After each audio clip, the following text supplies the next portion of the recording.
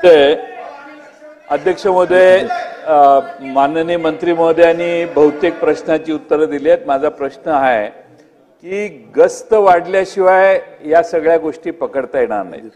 त्यामुळे या पारंपरिक मच्छीमार संघ जे आहेत त्यांची मागणी अशी आहे की गस्त घालणाऱ्या बोटी वाढवा आणि त्यात त्यांचा एक प्रतिनिधी घ्या।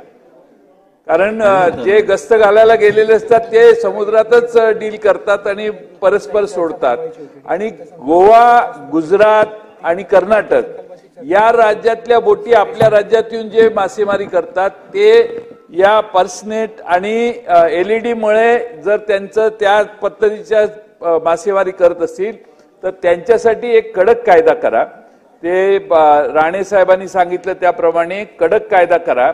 आमचा तुमच्यावर विश्वास आहे, तुम्ही फार कार्यक्षम मंत्री आहात, महाराष्ट्रात तुम्ही राहिलात त्याचा तर आम्हाला आनंदच आहे। आता त्यामुळे माझी आपणाला विनंती आहे की 12 तारखेच्या आत सगळ्यांचं एकमत आहे असा कायदा करा की किमान 2 वर्ष तुरुंगवास आणि आहे और काढायचा कायदा करा।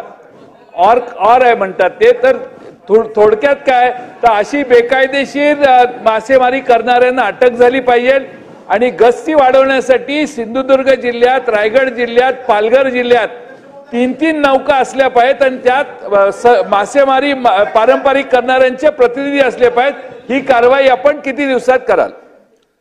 मंत्री महोदय, संदर्भात नवीन घडामोडी पाहण्यासाठी आजच आम्ही मुंबईकर 24 तासला लाईक करा, सबस्क्राईब करा आणि अपडेट रहा।